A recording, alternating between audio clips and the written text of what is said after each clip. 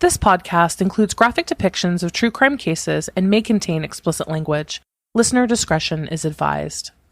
Hey, this is Robin. This is Jackie. And this is Amanda. And you are listening to We Saw the Devil, a podcast dedicated to horror, true crime, and all things macabre. If you want to follow us between shows, don't forget to check us out online. You can go to our website at www.wesawthedevil.com. You can follow us on Instagram at We Saw the Devil Podcast or on Twitter at We Saw the Devil. And if you want to follow specific co-hosts' social media, you can find the links to those on our website as well.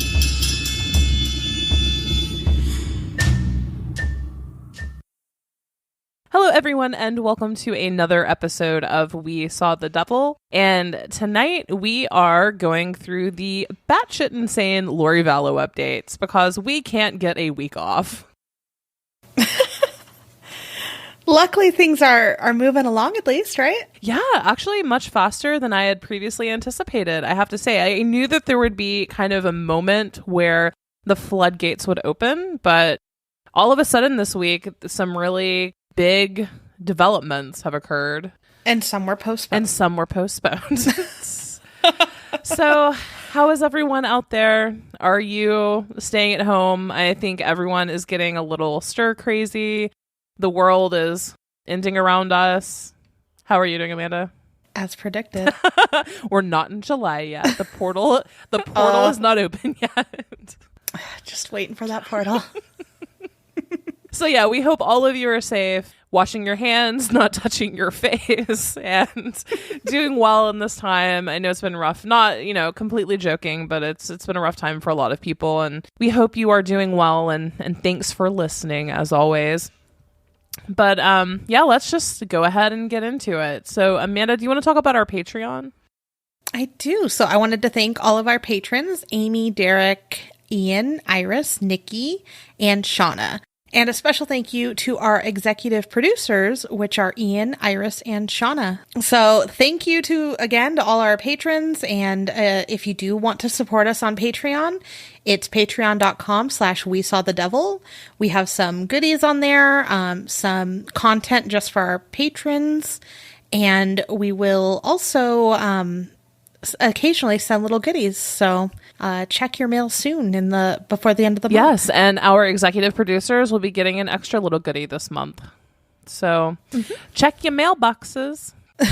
We'll put a little note when we get everything sent out. And the mail has been a little slower, so we will at least give you a heads up. Next week the mail may not actually exist. So. Well, we're hoping at least you guys get your stuff first. Before we return to Pony Express and pigeons. I hope you've been training your birds well, Robin. Oh my God. Speaking of, nice segue. Yeah, I'm good at this. Speaking of, if any of you hear in the background this evening, I have parrots, and the time of recording is they are sundowning currently and getting ready for bed. And unfortunately, I have cockatoos that are very, very, very loud. So yeah, if you hear them, I sincerely apologize. I hope it does not detract from your listening experience. And also, they may start bringing the mail soon, so get used to them. It's true. Well, Vallow updates, everyone's favorite thing. I mean, we've talked about doing a couple other things coming up, and the question always is, but will you stay up to date on Vallow? Clearly, we're obsessed. Yes. So yes. Yes, we are. And to be honest with you, now, as I stated in last week's episode, we have the East Area Rapist episodes coming later this week. But as always, when it comes down to recording day, it's like the Lori Vallow case just decides to take a big crap right in the middle of the news cycle. So here we are. But yeah, a lot of new stuff this week. It's really interesting. And I have to say, I'm really super impressed with all of these armchair web sleuths out there who have done background checks and gone down the rabbit hole of social media accounts. It's really impressive. I have fallen into a couple of those rabbit holes where a new character has been discussed, and I'm like, all right, I need to find this person. Oh my gosh, we have a mutual friend. Oh my gosh, so-and-so has liked something. So every time there's someone from Arizona, I get super stoked. Which, yeah, I mean, you're right in the middle of it, Amanda. I know. Soon I'll be... You're going to jump in that portal. Hoping. All right. So, updates this week. There was a conversation between Lori and her attorney, Mark Means, that was accidentally recorded by the jail. Indeed. Now, this took place, the news was reported from Salt Lake City 13 originally, and it took place basically in the midst of the new COVID-19 stuff, right? So jails are having to change a lot of their policies as far as how inmates can communicate with their attorneys, visitors, so on and so forth. Deputy Isaac Payne, a spokesperson for the jail, did not provide an explanation into how the recording was made, just said that it was under investigation. Apparently, they had accidentally recorded a conversation, as Amanda said, between Lori and Mark Means, which violates her statutory right to privacy. Mm-hmm. I wish I could listen to that recording, though. Me too. We were talking before we started recording, and we're like, what if Lori was like, I killed them? That'd be so sad, though. Like, can you imagine? And how many people she's gone through, like, attorney-wise, too, that just, it's crazy. It is. I expect, right, and we'll get to this here in a moment as far as a bond reduction and whatnot, but I fully expect them to try to, take this and make a bigger deal out of it in some way. Oh, I'm sure that's going to be a big play. But I mean, we still truly don't know what happened. I mean, we've discussed in several episodes our thoughts on it, but again, we don't know. Another thing this week. Now, I read this in the Christmas Misery group too. So, shout out to the homies over there. Mm-hmm. So the Facebook group released Lori Vallow. Now, it is an absolute cesspool of awful. Oh, man. Yeah. And it doesn't make a lot of logical sense. But someone's been running it. Now, if you've been listening to this show for a while, you would know that everyone has previously speculated that it was Christopher Perrette of Vallow fame. And so a couple sleuths from Christmas Misery did a little armchair digging, and it would appear that Jared Ainsley runs the page is actually Joseph Murray. So they clicked on some pictures of that Facebook page, of Jared's Facebook page, this magical Jared. And if you go back far enough, it's actually Joseph Murray, Emma Daybell's husband. He changed the name on the photos. Wait, what? So did he changed the name on the photos, but still had pictures of himself? That's the level of intellect we're dealing with these people. Oh, honey. Just because you change the name on your Facebook account, sweetie, doesn't mean that it changes all the pictures that you've previously uploaded of yourself. Just what I don't comprehend is why would his, if that's his son-in-law, why would he be siding with him after that video from the storage unit? Wouldn't you be like, oh, you disrespected the mother? Like, I don't know.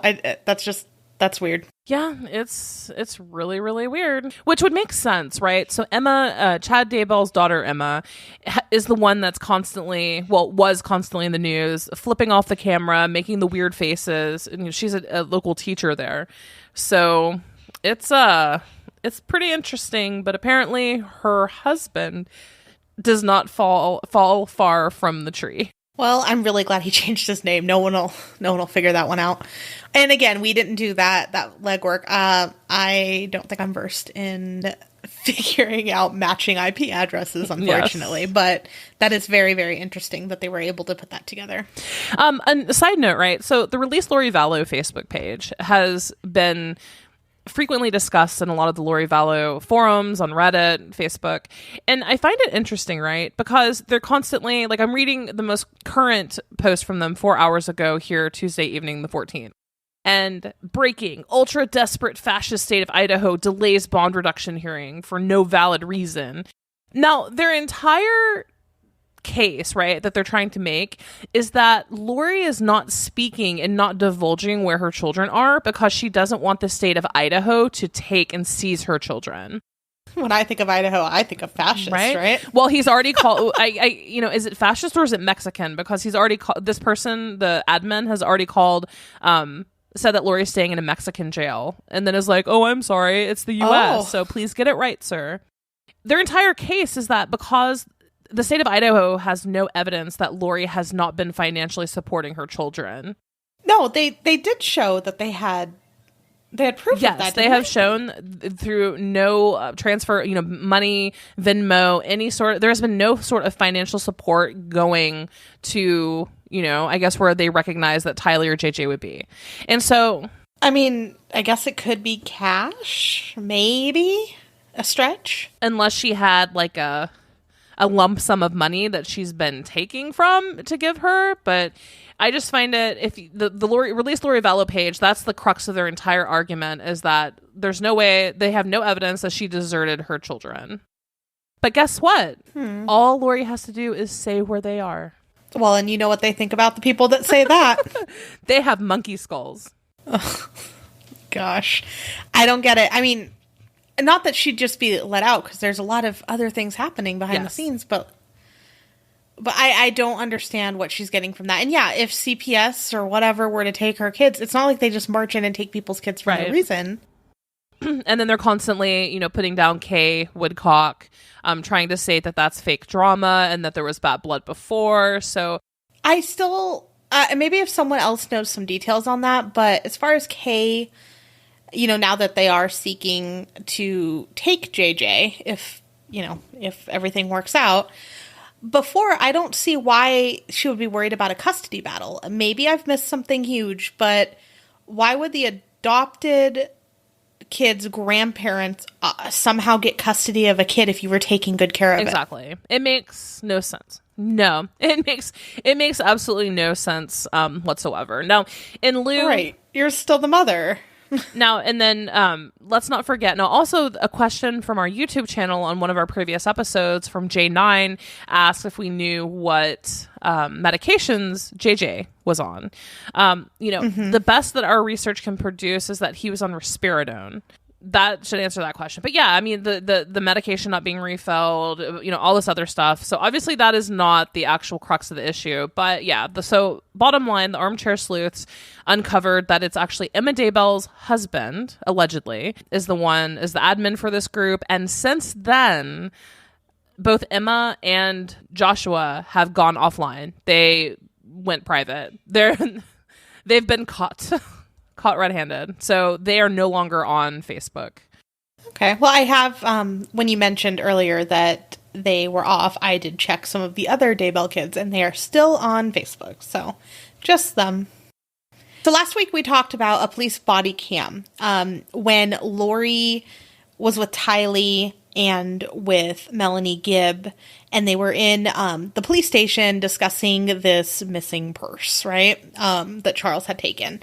Well, there was more of this police cam footage that I was able to locate this week. I don't know if somehow I skipped over it last week or if more was just released.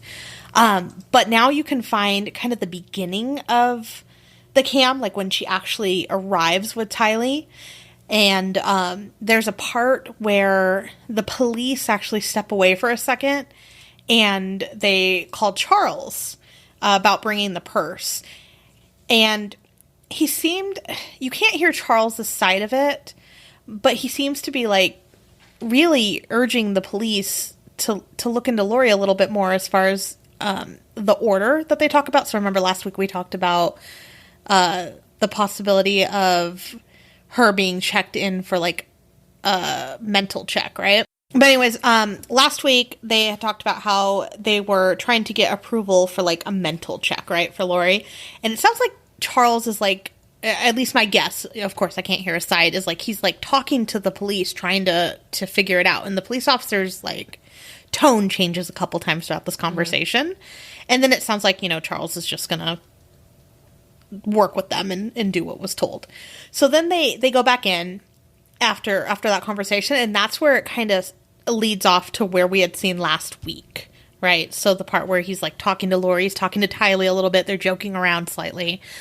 And of course, Jason Mao comes up in conversation as well. Melanie and Lori talk about him. And again, we said that last week. Now, towards the end, it cuts away promptly. And I don't understand what happened between that or why it's cut, because some information is just muted, but this is completely cut. And then now the video is an officer talking to Gabe Bonilla. And I know you're going to be talking about him in a few minutes. But just to fill in everyone, he is like a friend of Charles Vallow, and he's a bishop in one of the wards, correct? That's my understanding. The officer calls Gabe and says, hey, you're a witness in a petition for involuntary committal for Lori Vallow. And it sounds like Gabe kind of understood what was happening already. Like, he wasn't shocked to get this call, right? And he just opens up to the police. The police are just asking for his side in this, right? And he says, well, Lori was getting into some religious things that troubled Charles. Gilbert PD, I guess, had helped Charles get into the house. So remember, Lori, I think last week we had said that she had left, stayed at a hotel, and Charles couldn't get into the house. I guess she locked him out, so Gilbert PD helped him get into the house. He also noticed some of his stuff was gone. I know she had mentioned she was getting rid of some of his stuff.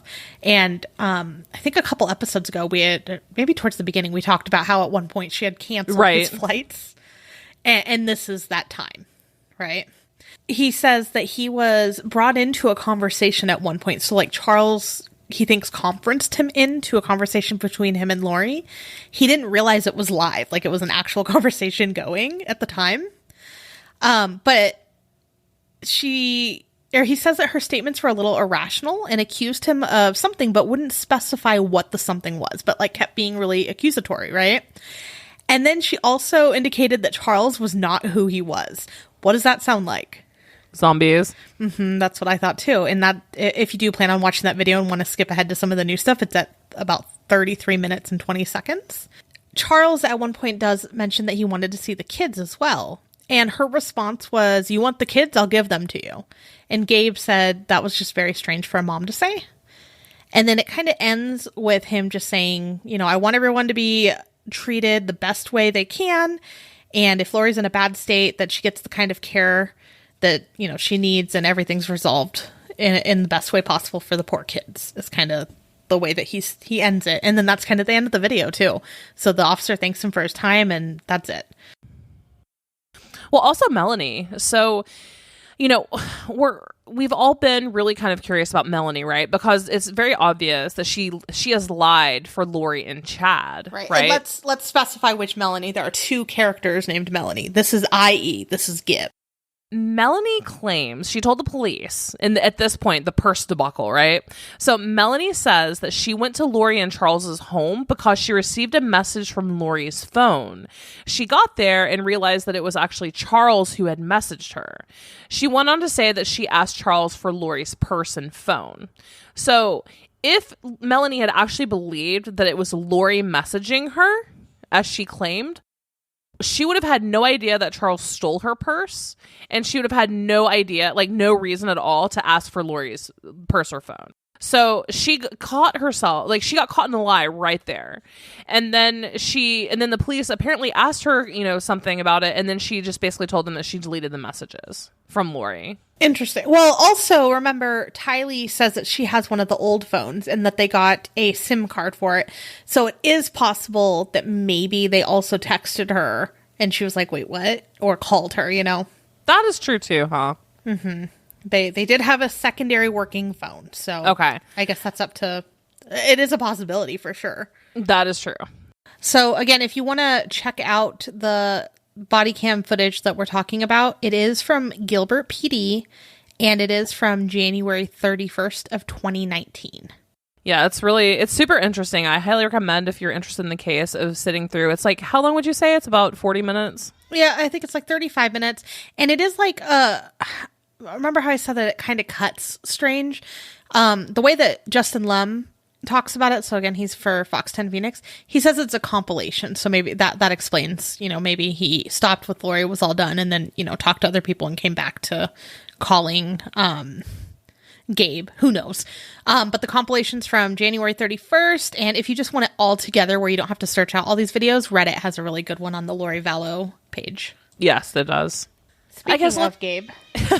Well, let's start with Jason Mao, because he's also mentioned in the Purse debacle video. Oh, true. They nonchalantly dropped that they know an ex-police officer. Multiple times, actually. It's really odd. So let's start with Jason Mao. So Jason Mao has done podcasts with Lori, Chad, and Melanie Gibbs. Now, he has personally taken credit for introducing Lori and Chad, and allegedly has said that he told them that they should be married. And at that time, their spouses were both previously alive. He did a lot of podcasting with them. Now, if you recall correctly, he is a former Arizona police officer who resigns before he could be investigated. Apparently, he had fallen asleep multiple times while on the job, did some pretty shoddy work. So he was being investigated and then just resigned. Oh, interesting. Mm-hmm. Now, he was injured, supposedly on the line of duty by his own account, but it was actually a pre-existing condition, according to the police department. Is that what they talk about in that video, too? How he got injured? Yes. Okay. Now, he resigned. He's no longer a police officer, right? And if you watch his, Facebook, I've watched them before, but he basically talks about how he loves to basically go to the shooting range. He's a gun person, right? Like, he's a gun nut. Okay. He apparently... I haven't verified this, but he claims that he worked for the Rexburg Police Department for a short time. Really? What would bring him from Rexburg to... I think he worked... In that video, they talk about, downtown Phoenix. Mm-hmm. That's a very big difference. That's a big jump. In places. Exactly. Now, he claims that he has actually worked for the Rexburg Police Department, which, I mean, if he's friends with Lori, Chad, he knows Julie Rowe, all of those, I mean, it wouldn't be terribly surprising, I guess, but I have not personally verified that, I would like to say. Mm-hmm. He is known for over-elaboration and stretching the truth. When Charles supposedly stole her purse and phone, Jason Mao was one of the people that Lori was concerned about being able to get in touch with. Yeah, him, and she name dropped someone named Thor that I have been, just crazily searching for and reading about lately. Thor is not a common name. No, so it's kind of easy to find. Jason Mao has done a little bit of work. He has written some books, and things like that. Currently, he teaches online high school LDS for the LDS Church. He does their high school seminary work. So that's what Jason Mao is up to these days. Now, the reason I'm bringing up Jason Mao out of nowhere. So back to the purse debacle in the video, right? Yes. So you mentioned Gabe. Yes. Okay, so here is Gabe. Now, Gabe, as Amanda said, was the person that Charles Vallow had the police call for a character, right? Like a witness. Now, his name is actually David Gabe Bonilla. Now, he was one of Charles Vallow's friends, and it's unknown and unverified, but yet there have been many reports that he was the bishop of a ward, right? Okay. But it's possible that he was the bishop of Charles and Lori's ward there in Arizona. It has been verified, though, regardless, that Charles got relationship advice from him, confiding in him about what Lori was messed up with, Jason Mao and Chad Daybell. So it has been confirmed that Charles did, in fact, confide in Gabe Bonilla about his marriage issues and problems, conflicts that he was having with Lori. And supposedly, again, Gabe was his bishop, which would make sense, right? Going to your bishop for marital advice. Mm-hmm. But here's where it gets a little shoddy, right? Gabe is an illustrator for some of Jason Mao's books. So again, let that hit you for a second. Gabe is an illustrator and working and knowing, most likely, Chad Daybell, Jason Mao. So he's already in that circle. He's already in that circle of people. So also, Gabe is currently the owner of Bonilla Design and Advertising, and he's married to Nicole Carson Bonilla. But here, this actually, when I read this, I got not to make fun, but full body chills. Because that means that Charles Vallow was literally confiding in a man who is most likely helping Chad Daybell, in his Poor call. Charles. He just was super unlucky. he was really, I mean, my God, with friends like those, like, who needs enemies, right? So that means most likely that Gabe knew about the cult, you know, at least knew about the group and Chad Daybell. And poor Charles, you know, went to him to talk about advice and be like, yeah, Lori is talking to this guy named Chad Daybell and, you know, doing podcasts with Jason Mao. And then Gabe is sitting there like, ho, ho, ho, ho. You know, like, it's just so incredibly sad. That is the sound I picture coming from Chad's face. Yes. It's just so sad. Like, I truly, truly, truly feel for Charles Vallow's family, because it just seems like this keeps getting worse and worse and worse. Yeah, for sure. Like, again, we don't know. We don't know. You know, Tylee seems to side with Lori, at least in that video. Like, maybe they were bickering quite a bit and she was just like done with it. I don't know.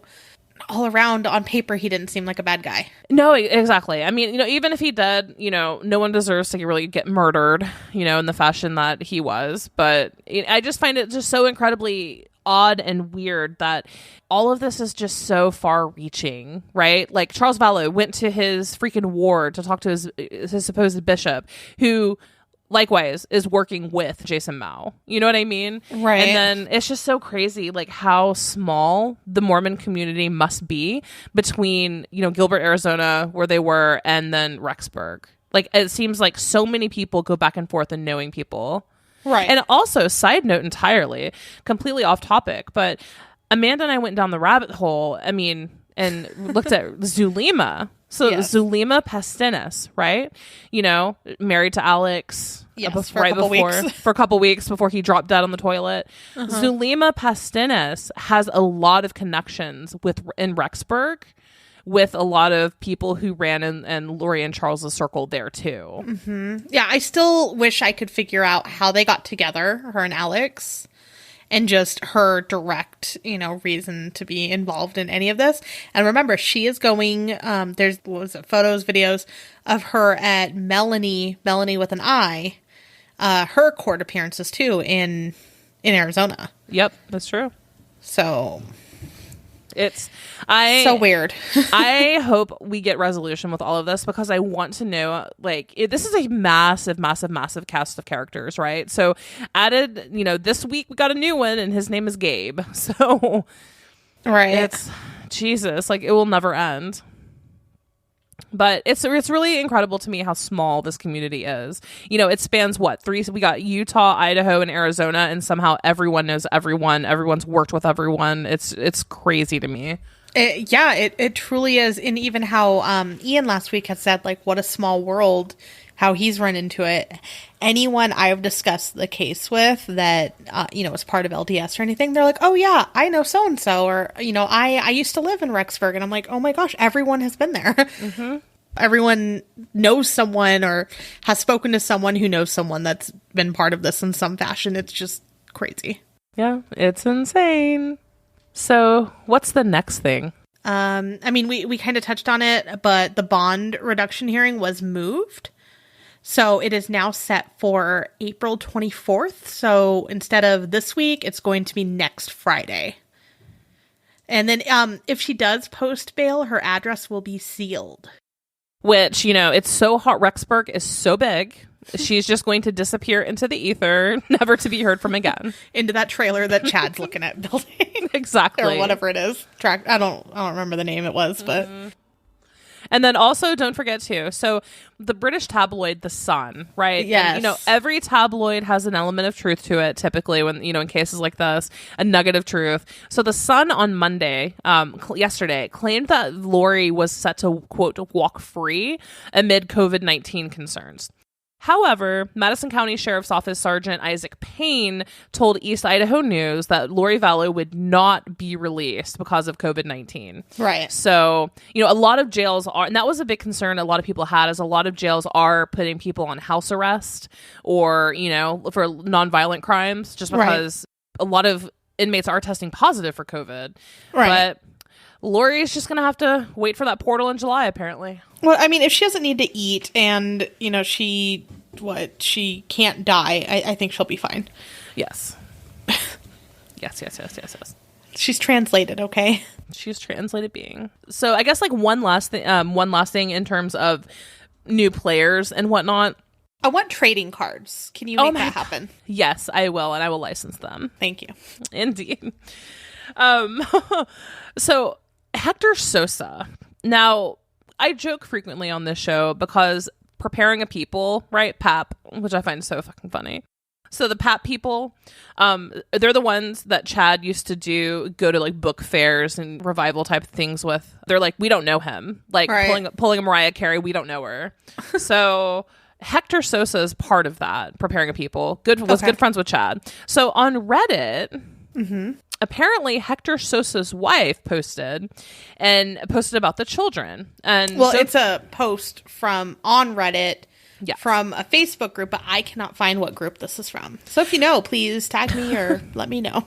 Yeah, there's so many these days. I'm in like 12 and there's so many. Yeah.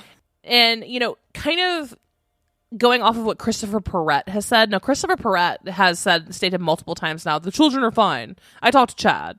They're just, chilling. He's writing a book about this. Like, the children are all good. Yeah. So apparently Hector Sosa's wife posted, and like Amanda said, as part of a Facebook group, she said, it says the Release Lori Vallow Facebook group, but it could have already been taken down. That might be why I can't find it. That is true. It says, this screenshot from Reddit says, from the Release Lori Vallow Facebook page today, April 13th, Hector Sosa's wife says the children are fine. Her post said, just because I believe in the rule of law does not mean I don't care about the children. They are fine. Consider, though, that law enforcement knew the grandparents hadn't seen the children since September. It took law enforcement until the beginning of this year to come up with any charges against her. They say desertion because they have not seen money going for their care. How would they know that unless they thought the children were alive? And they'd have to know where they were also to determine no money, at least electronically, was going to the children or the caretaker of the children. And then she basically goes on, if whatever your belief, her rights are being violated and blah, blah, blah. But she explicitly states the children are fine. And how would she have any... I mean, unless they are being tucked away with like the preparing a people or a vow or something like that, maybe. But, I mean...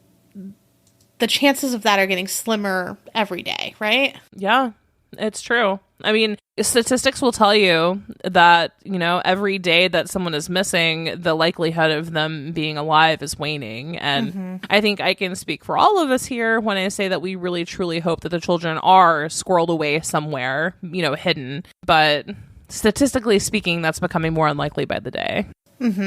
Yeah, unfortunately.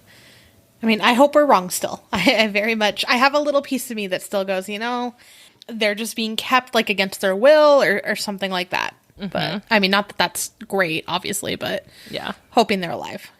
Okay. So another update that has been going around, it looks like since around the 10th, is the Attorney General taking over the murder conspiracy investigation in the Daybell case. Yes. This, I would say, is probably the biggest piece of news this week. So the documents are on eastidahonews.com. They have it under letter from Attorney General about Fremont County Daybell case. So you can actually read the specifics. It's not easy to understand. I will just say that. No, it is not. Had to read it a couple times. But the Attorney General is taking over that investigation. There is a document showing that Chad and Lori both are being investigated for conspiracy and possibly murder. Yes. Murder, attempted murder, and conspiracy in regards to Tammy Daybell's death. And how do they open that unless they... it went over my head. I don't know. But how do they open that without that autopsy? Or does that mean that they have the autopsy? That means that likely the autopsy has been completed and they would like additional help from other additional prosecutors. Got it. They wouldn't have opened that for no reason, obviously, right? Right. So basically the Fremont County prosecuting attorney asked 2 other county prosecutors to take over the Tammy Daybell death investigation. They told her they could not. Right. So they're like, too much. They're like, too much? Nope. So Marcia Murdoch went to the Idaho Attorney General and requested help. And they agreed. So the agreement was signed by the Idaho Attorney General Lawrence Wasden and Fremont County Prosecutor Marcia Murdoch. They signed an agreement. Yes. So the Attorney General will provide investigative and prosecutorial assistance without the involvement of the local prosecutor. The letter reads, the AG will assume full responsibility and authority for the case. All decisions regarding the case shall be the responsible of the Attorney General. Now, as part of this agreement, the Fremont County will agree to pay the costs associated with the investigation, except for the salaries of those employees at the Attorney General's office. So basically, this is a large-scale investigation at this point. Tammy Daybell's autopsy likely came back, and it includes most likely a shit ton of evidence. So they are seeking further assistance. Right. They'll help them, but they are not paying for it. Yeah, exactly. But that was signed on the 9th. So I think the news article started floating around on the 10th from what I can see. So that is insane. I am every day. That's one of the first things I'm looking for is, can I see that yet? Can I see the autopsy? I am still dying to know if it is octopus venom, if it's from a puffer fish, or oh my gosh, if it is, what was your theory? My theory was Visine, Visine, same. Thank you. Yeah. Eye drops. Yeah. I don't think she just naturally died in her sleep for some reason. So my money is on Visine. Yeah. Well, my money is on eye drops. So I guess it sounds like we are not terribly far off as far as, at least in Tammy's case, finding out what happened. Right. And then what was shared with us too, that Ian, so our guest from our last episode, shared that she did finally get a headstone. Yes. I'm so happy. And it has little ducks on it. I know she loved ducks. It's so sad. All of this is so incredibly sad. She deserved so much better. Oh my gosh, yes. She seemed so sweet. I don't know if you've ever looked at her Facebook and all the stories, or even like her obituary, but she just seemed like such a sweet person. And then in a lot of the Facebook groups too, a lot of people have shared who knew Tammy personally, went to, on trips with Tammy or camp outings, and they said that she was absolutely the sweetest, brightest light, know. So I hope that there can be some sort of resolution and justice for Tammy in this. Oh my gosh, me too. And I did check to the medical examiner site for Maricopa County, and still nothing for Alex either. That was my next question for you. Yeah. Is what's the status of that? Why, sir, did you poop on the floor? All right. Well, and again, remember, he was in the bathroom, and when Zulima's son found him, he was very hesitant to step in and help because there was feces on the floor. I will never, every time I hear of some sort of emergency or something, until the day I personally die, I will think of Zulima's son being like, no. That is the worst. Again, I think I've said it on like every time we talk about it, but that is the worst 911 call I have ever listened to. Like, I've heard, hardcore emergencies and terrible things on 911 calls, but I've never heard someone so unwilling to help someone that is dying. So when I was in my early 20s, right, I worked at 911 briefly as a 911 operator. Like, I took the phone calls. I didn't do dispatch. I just took the phone calls and sent the notes. How would you handle that call? Okay, so the most shocking thing, everyone always asks me, what's like the weirdest call that you got? Now, I've heard suicides, I've actually heard a murder, and I've heard a bunch of traumatizing things. However, the craziest thing I ever heard was she was in her 90s, I believe. It was like a 90-something-year-old woman, and she called and she said, calm as day, my husband just killed himself. And I was like, okay, ma'am, what's going on? What happened? And do you need to attempt CPR? Yeah. And calm as she could, she said, ma'am, he doesn't have a head. And I was like, excuse me. And apparently her husband was chronically ill, in a lot of pain and so forth. And so they went onto their back deck. And this is reported from a couple EMT friends that I had that responded to the call. And apparently he planned to kill himself. And they went onto the deck and they had a cup of coffee together. And he took a double barrel shotgun and committed suicide right there on the back deck. No. And she was calm as day. Like, she was just, matter of fact, ma'am, he doesn't have a head. I was like, okay. She was also expecting that. She knew what was going to come. Yeah. Yeah. Apparently she knew what was going to come. However, the EMT friends who went to the scene said that there was brain matter 50 feet from the site of where he did it. So it was apparently a very, very, very grotesque scene. But yeah, it's just, if you knew that was coming, that's my point, I guess, in telling that story. Is if you knew it was coming, that makes you be able to handle that type of call a lot more. But I feel like the son didn't even know they were married. So let alone, oh, hey, I'm going to kill my new husband/boyfriend thing that you've met. I don't know. No, it's true. I have no idea, but he was not about it. Every time I hear that 911 call, I think of that little lady that I talked to. She's like, "No, I'm good. He doesn't have a head." And the kid's like, "Nah, I'm good. He's covered in poop." I picture him, and I've never even seen a picture of him, but he's or late teens, early 20s, maybe. At least that's what I feel like I've read it somewhere. Yeah. But he's just walking in. I feel like he has the phone on his shoulder. He's like, yeah, he's dying. That's kind of the vibe I get. I know he didn't say it that way, but yeah, no, but there's feces on the floor. What? It can wash off, save his life. Even though, in my opinion, I don't have strong feelings for Alex at all. I feel like he probably did some shady stuff, but still, save him. Yeah, it was very nonchalant. But, I mean, I guess that pretty much sums it up for the week, right? As far as current updates. For this week until, Friday, we'll know if her bond is lowered. What are you feeling on that? I mean, the new judge supposedly is supposed to be no nonsense, so I doubt it. Honestly, so I was originally of the camp that believed that it was kind of all bullshit, right? Of people being like, oh my God, the Mormon church is going to come swoop in and save Lori. And now I don't think it has necessarily anything to do with the Mormon church. I feel like this particular core group, right? Gabe, Jason, Melanie, all of these people, right? Mm-hmm. From the language and verbiage that they use in their documents, allegedly the one that Ian Pawlowski wrote, there are quite a few people possibly in this group. There are. Yeah. And it spans all over, it seems like, at least here in Arizona and then up in Idaho. Yeah, Rigby, all of that area. So what if her request to get another judge was a ploy to try to get one that's friendly to the group, I don't know. I mean, if they're opening more cases, I just feel like, isn't that another reason to keep her where they can keep a good eye on her? I would say so. Now, I do not know, right? Because it's under investigation currently. Mm-hmm. That's a violent crime, right? Murder and conspiracy and attempted murder, those are all violent crimes. So is that going to affect the likelihood of her obtaining bail?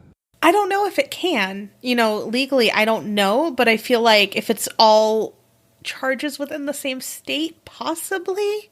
Maybe if someone with a law background knows, that would be cool if you could email us. If you know, are you a legal expert? Do you know someone who is? Could you please email us at wesawthedevil@gmail.com? Right. I don't know. I feel like just looking at it from the outside, now you have more of the charges being investigated. No, you need to stay put till we know if you're innocent or not. And don't forget that they're requesting the bail be dropped to $10,000, which I assume at this point is probably about all that Chad has left. Oh my gosh. So speaking of Chad, real quick, someone on April 10th posted a picture on Justin Lum's post saying Chad in Rexburg yesterday. Again, I can't verify that was truly taken on the 9th or not, but he looks a bit different. What did you think about this photo of him walking? Mr. Potato Head has lost a considerable amount of weight, that is for sure. Yes. Yeah. He is no longer stress eating. No, well, he doesn't have to eat. He's translated. Oh, so. You're right. Oh my goodness. Thank you for He's got to fit through that portal somehow, Amanda. Oh my gosh. It's under Lori's bed now, in her jail cell. Right. So oh God. But okay, a silly piece too is that I know that because of quarantine and the shelter in places, pretty much everyone in America has watched Tiger King at this point. Unfortunately. Yeah, I am not a fan, I would like to say. However, I think that the memes that are coming out of it for Lori Vallow, because Carol Baskin had the same kind of wedding photos that Lori did. Yes, and what the hell, people? Those aren't wedding photos. What was that?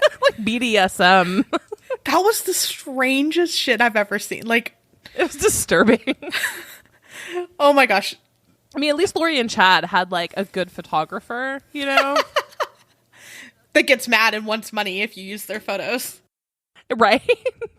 But yeah, the Carol Baskins one, it's for some reason it's that pose that Lori does as Chad's playing ukulele. Carol Baskins did the same thing, except her newlywed husband had a club.